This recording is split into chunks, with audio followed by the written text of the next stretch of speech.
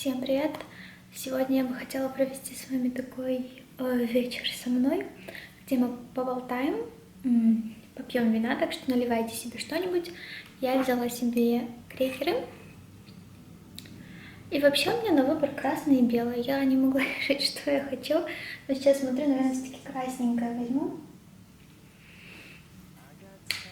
Девочки, девочки, девочки. Извините, у меня нету бокала, я его распила, он у меня был один. И все свои. Как прикол из Инстаграм. Мне еще чуть-чуть. И еще чуть-чуть. Совсем чуть-чуть, но еще.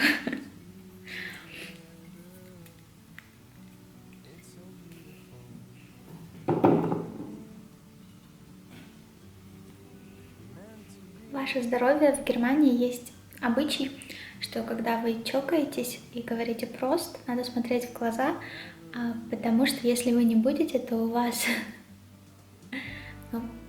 много лет не будет хорошего.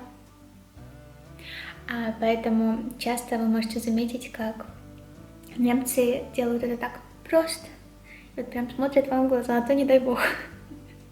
Это так, для общего развития.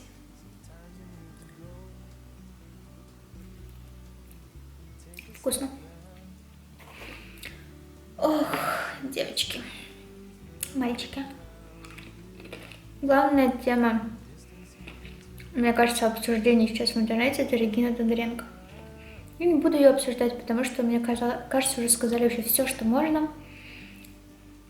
Но единственное, что я как бы хотела добавить, мне она раньше очень нравилась. Прям помню «Орел и решка», когда с ней шли, я обожала. Но потом она мне перестала нравиться намного раньше, чем всем сейчас.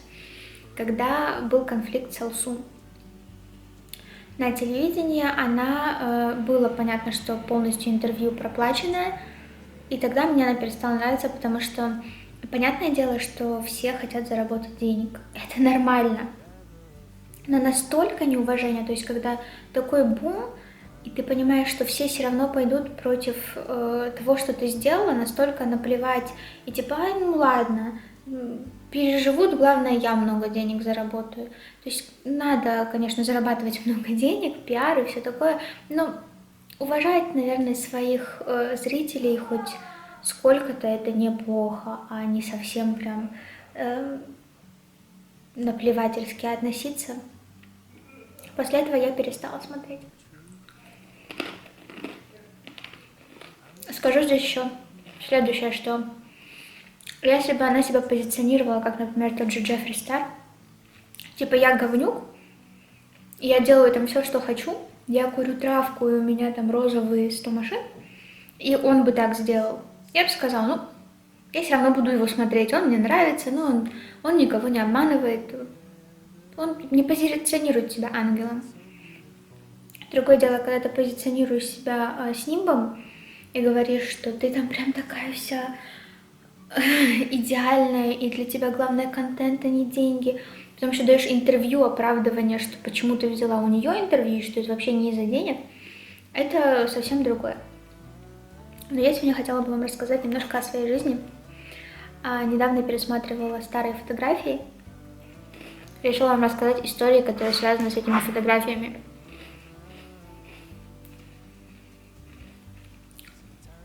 Для тех, кто на моем канале давно. Еще в то время, когда у меня еще не было СМР-канала, если вы до сих пор смотрите, напишите, интересно. Ну и вообще для тех, кто смотрит мой канал и подписан на меня в Инстаграм, у вас сейчас высветится где-то фотка. Вы знаете Олю.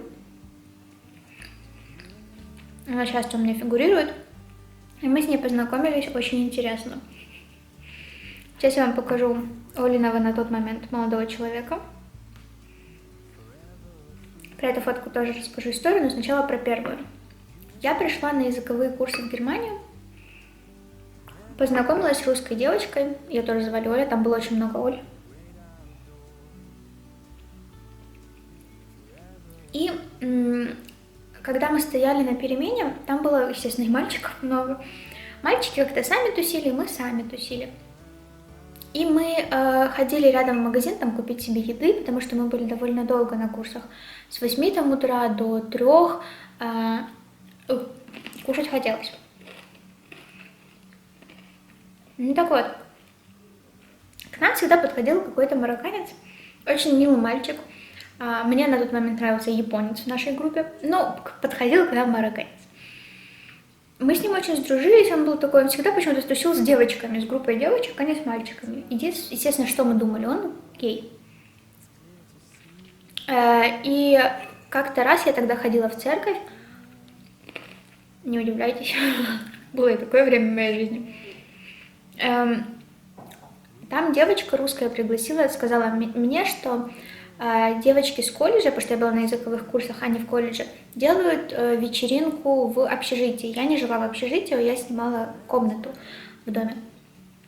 И типа, если ты хочешь, как раз там много русских, это русская вечеринка, приходи. Я такая, естественно, хочу.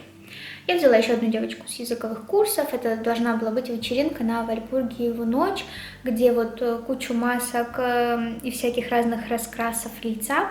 Я помню, я маску сама рисовала себе и этой девочке. Мы пришли, было место встречи рядом со столовой, мы пришли вечером, стоим там с нашим винишком, ну, естественно, надо было что-то притащить. В масках никого нету. Мы стоим, ждем 10 минут, 15 минут. Наконец-то идет Оля. Я ее, естественно, не знаю. Идет она, еще одна девочка и мальчик. Вот этот вот. Они к нам подходят, вы типа тоже на Вальпургиеву ночь? Оля организовывала это, оказывается, все. Я такая, да. Она, ой, мы именно ради вас сюда пришли, потому что все уже в общежитии, а мы ваши номера не знали, и вот мне эта девочка сказала, что вы тут ждете. Я такая, как мило, они кучу пива с собой несут, и я вижу этого мальчика, и такая, типа, о, привет, ну, естественно, мы с ним там давно общаемся, типа, ой, мой гей тут, мой хороший друг. Она такая, о, вы знакомы, это мой парень. Была такая, знаете, у меня минутка, да-да-да-да-да.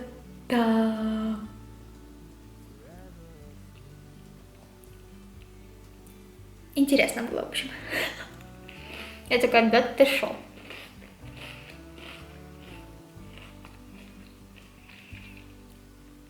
Мы пошли потом на вечеринку в это общежитие, там, в принципе, ничего интересного не было.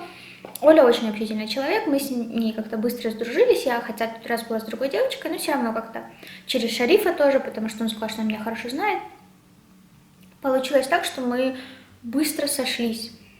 На ту вечеринку, точно, она шла чуть ли не до 5-6 утра, а общежитие в Марбурге было далеко от Марбурга.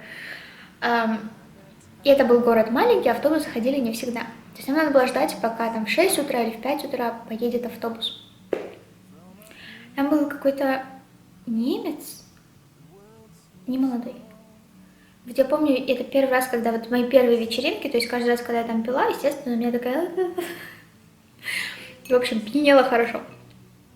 Я помню, что вечеринка закончилась тем, что он меня взял и вот, знаете, вот так вот как-то быстро кружил вокруг себя, при этом взяв меня горизонтально. Потом мы очень сильно проголодались, и там была общая кухня, я у кого-то стыбзила солями и хлеб. Это были самые вкусные бутерброды в моей жизни до сих пор, мне никогда так вкусно не было, как тогда. Потом мы все разошлись по домам, Шариф сказал, не нужно ли меня провести, так как я жила дальше, чем другие, ну, точнее, в другой стороне. Я сказала, нет, спасибо. И потом я прихожу на занятия, и Шариф меня приглашает в столовую, мы идем в столовую, там Оля, и, короче, так мы сдружились. Потом я стала очень хорошими подругами с Олей. Мы весь Марбург вместе тусили у Шарифа дома. Вот эта вот фотография, где вы видите Шарифа, он называл меня почему-то Барби. Я тогда часто одевалась в розовые цвета, хотя на фотографиях это не видно. Но почему-то они всегда мне говорят, и Оля, и вообще Даша, что у меня какая-то такая аура Барби розовая. Дашка мне вообще всегда розовые пижамки дарит. Ну окей. И я тогда пришла первее Оли, он должен был готовить нам суши. Марбург выглядел так, что здесь одна гора, здесь другая, и речка, и горы немножко. Но в основном город на вот горе, где я жила, центр, это Оберштадт. И Шариф жил на другой горе. И я после занятия иду к нему, он мне звонит и говорит, что так-то, так-то. Хочешь, если хочешь суши, короче, купи авокадо, я забыл. Я захожу в магазин, покупаю авокадо, приношу, пока я доперлась до этой горы, там магазинов нету. Он берет такой: ты никогда в жизни не покупала авокадо? Я такая: Знаешь, как нужно выбирать авокадо? Надо их щупать, как женскую грудь, дура ты. Потом идет Оля, он мне звонит такой: это Барби не смогла даже купить авокадо. Можешь купить авокадо? Она такая: да. Он кладет трубку через несколько минут. Оля, ты знаешь, как выбирать авокадо? Оля: авокадо как авокадо. Он такой: да что вы в России ничего не знаете? Я такой: я из Грузии. Да что вы вообще ничего не знаете? Еще нам готовил всегда. И вот в этот день я пришла, и у него он купил кофейную машинку. Я обожаю кофе, он тоже. И он мне типа хвастался, он купил ее как-то на eBay по дешевке там. И была прям настоящая кофемашина, отдельно кофе, она молоко взбивала, отдельно кофе делала. Я такая: вау, круто, за сколько? Он такой: 30 евро. Я такая: я тоже купила кофемашину, за сколько? За 30 евро. А что она делает? Просто, знаете, ну как бы кипяток через кофе пропускает в такую штучку. Он на меня смотрит: ты не выживешь в этом мире, ты просто не выживешь. А почему ты ее выбрала, можно спросить? Она была красненькая, в горошек. И короче, там было в Марбурге мне очень весело, но это самый веселый был период моего пребывания вообще в Германии. У нас с Олей было много веселых историй. Я все время была как ребенок между она Шариф и я. Когда я переехала в Грайсаль, в колледж, через определенное количество времени у меня появился парень. Он оказался тоже марокканцем. Я помню, мы первые фотки у нас были с пляжа, а немецкий пляж — это так холодно на севере Германии, но все равно это было лето. Я сделала фотографию, Шариф с Олей это увидели. Мне Шариф тогда такую лекцию прочел: не встречайся с марокканцами. Они ко мне относились как прям к ребеночку. В общем, была очень милая пара. К сожалению, распалась. Я их очень любила как пару, и каждого из них. Ну, естественно, с Шарифом мы не очень общаемся, а вот с Олей очень, потому что это Оля.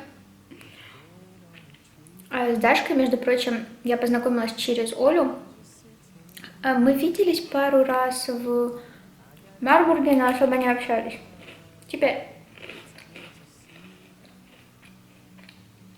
я была очень социальным человеком, а я же вам так буду фотку показывать. Я, когда пришла на языковой курс, я начала со всеми общаться. Прям ко всем самоподсаживаться. Там было очень много с Тайваня, с Японии и с Китая. В итоге как-то я подружилась с группой, которая была с Тайваня и Китая. Особенно с одной девочкой, она мне очень нравилась, ну, как бы как человек. Мы с ней организовали вот этот вот волейбол, мы с ней там всех собирали куда-то. В итоге мы подружились, я подружилась с ней и еще с пару китайцами, один из которых был довольно взрослый мужчина. Он приехал только на языковые курсы, чтобы лучше выучить язык, и собрался работать учителем немецкого в Китае. Ну так вот, пришло ему время, конец наших курсов, ему время уезжать, и он хотел купить жене подарок. И он нам такой: девочки, давайте, во-первых, отпразднуем, или, в общем, покушаем вместе в ресторане, и потом вы мне поможете купить подарок. Мы, естественно, все там, вся наша компания, я и китайцы, пошли. Сначала мы покушали хорошо, выбирать подарок. Что, естественно, девочки: давай духи, давай то, давай сё. Он такой: ну, знаете, я немножко боюсь, что ей не понравится, я хочу что-то такое, что как бы немецкое. Что-то вот, чтобы запомнила, что это именно с Германии. Духи я и в Китае могу купить, да, или там какую-то сумку от Louis Vuitton. В общем, пошли мы по магазинам сувениров немецких. Мы ходили, чтобы не соврать, часа 4.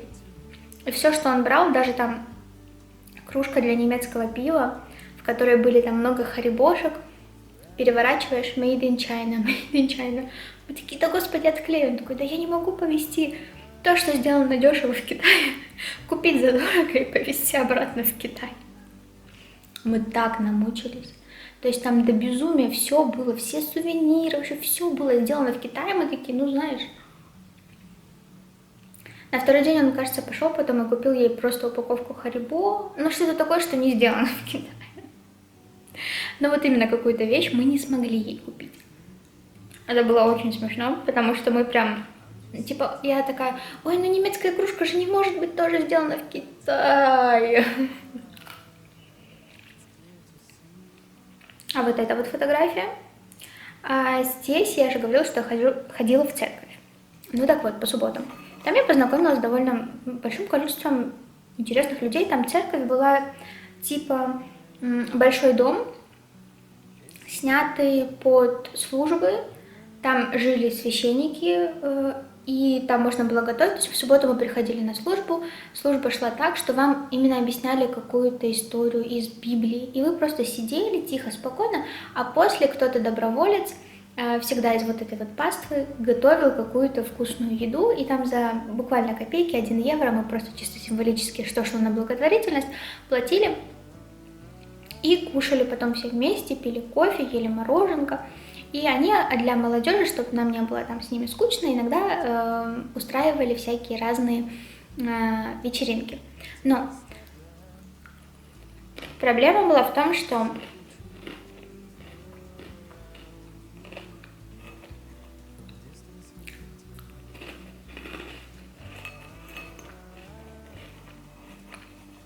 я голодная. Проблема была в том, что вечеринки нельзя было там устраивать именно громкие с музыкой, потому что, ну, нельзя. Что они придумали? Это была самая крутая вечеринка. Хотя мне там, мне там тоже нравился мальчик с Ирландии. Нам дали наушники. Вот представляете, там человек 40 в наушниках, но в наушниках разная музыка, то есть ты мог переключать каналы. И вот ты там, не знаю, танцуешь под какой-то джаз, кто-то медляк, а кто-то к тебе подходит. Это была очень интересная вечеринка, мне очень понравилось. Это была моя первая такая вечеринка в наушниках. Че я вру, последняя тоже. Но я бы повторила, это было весело. Нам было много.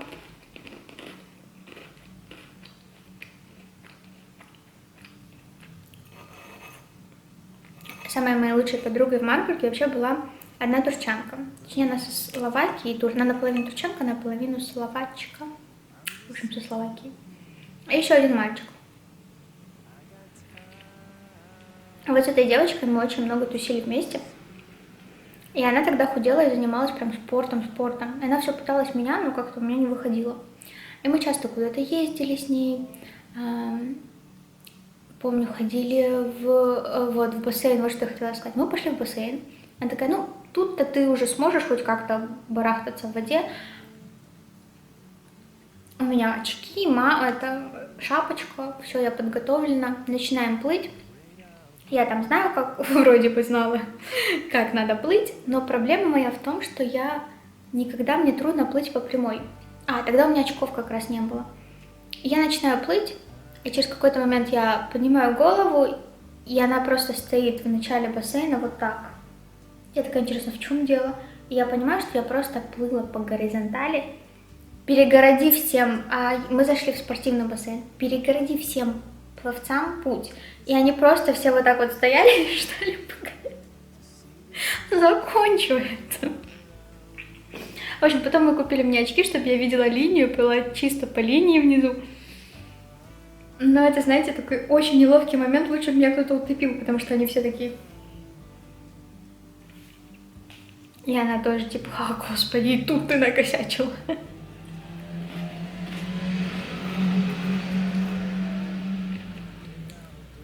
Вот эта фотография. Это День всех влюбленных во Франкфурте. И в этот День всех влюбленных я была очень счастливая, потому что за день или два до этого у меня был первый устный экзамен в институте. И я его сдала с первого раза. И я была такая счастливая, потому что я его так боялась. Первый раз я бы сдавала устный экзамен наряду с немцами. Я поехала к своему тогдашнему молодому человеку во Франкфурт. И мы пошли в зоопарк, а потом в ресторан красивый. Во Франкфурте есть ресторан, в галерее Kaufhof, для тех, кто знает, где как-то виден весь Франкфурт. Красиво. И мы были там, и это был, наверное, один из самых счастливых моих дней всех влюбленных, но не потому, что день всех влюбленных, а потому что я так была счастлива, что я сдала экзамен, и это просто был... Я помню, такая счастливая, ходила в зоопарке, в этом ресторане, но не из-за романтических там каких-то чувств, а из-за того, что я сдала экзамен. Мне кажется, я вас замучила уже своей болтовной. Давайте последнюю фотку. Это Берлин. Когда я сдавала экзамен в колледж, у меня был маршрут, получается, Берлин, Грайсвальд. Нет, вру, Грайсвальд. Потом я приехала в Берлин, встретилась со знакомой. Мы сдали там экзамен. И потом я должна была поехать в Заарбрюкен. Ну и, короче, дальше колесить по Германии. Я приехала после Грайсвальда в Берлин, а в Грайсвальде давали очень быстро довольно ответ.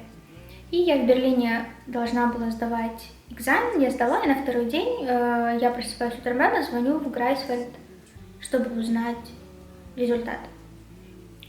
И почему-то я думала, что меня не возьмут. Я уже настроилась на то, что буду плакать, и мне такие: вас взяли, вы там одна из лучших, все супер, приезжайте. И вот эта фотография была сделана после того, как я отчасти протанцевала, помню, в душе под песню Макс Корж, или какая-то песня «Мама, я студент», что-то такое. Я помню, я танцевала под нее в душе и отчасти даже плакала, наверное, час. С меня смылось вообще все. Это очень счастливая фотография на тот момент была. Вот. Дайте еще одну фотографию. Здесь мой второй обмен в Германию, где я была 60 килограмм. Это мы в Дании. Просто посмотрите на мой зад. Он безразмерный. Но, знаете, там было очень красиво. Я никогда не думала, что мне какое-то место понравится настолько сильно, как это была какая-то деревня рядом с лесом. То есть там даже дома находились далеко друг от друга. А вот этот маяк и, получается, вот это вот место озера, оно было рядом с каким-то большим спа-центром, но тоже отдаленным от всего остального. И мне там так понравилось, хотя мой обмен был не очень успешным, я там всегда плакала, но... И там я первый раз в Дании, мы поселились в доме у их знакомых, я увидела дом, который мне понравился настолько. У меня никогда не было, знаете, ощущения того, что мне что-то нравится, и я вот такое вот хочу. Это было первый раз в моей жизни, и пока последний, когда я поняла, что я хочу такой дом. Он был сделан под старину, жалко, фотографий нету. Но в то же время внутри все ходит и старое, да, все из дерева, но в то же время как-то новое. И мое любимое было место — это огромная гостиная, где стояла такая старая печка, огонь, 2 огромных дивана и панорамное окно на лес. То есть там не было ограды между их двором и лесом. И поскольку это Дания, мы там были зимой, то есть утром, и у них были 2 большие черных лабрадора. То есть утром рано они зажигали печку, кофе, и вот туман над лесом, и эти 2 черных лабрадора просто бегают, как сумасшедшие вон там, и ты сидишь с чашкой теплого кофе. Товарищи, я до сих пор вот так хочу жить там, в Дании, и мне плевать, как я это сделаю. То есть это такой вообще кайф. Я интроверт, и вот моя интровертская натура, она получила такое удовольствие. Вот это мой, наверное, идеал жизни. 2 огромные какие-то большие собаки, мощные, но я, наверное, бы овчарку завела. Печка, лес, туман, вот такой вот дом, знаете, в таком еще готическо-ведьмовском стиле, домик в лесу. Take me back. Это было шикарно. Ладно, я думаю, я вас уже правда замучила, что я очень много рассказывала. Я надеюсь, вам понравились такие посиделки со мной тоже, с винчиком, с историями из жизни, а не только с какими-то обсуждениями. И я надеюсь, что вы тоже выпили немножко винчика, съели каких-то крекеров. И пишите ваши идеи, о чем бы вы еще хотели поговорить. А я пошла докушивать крики.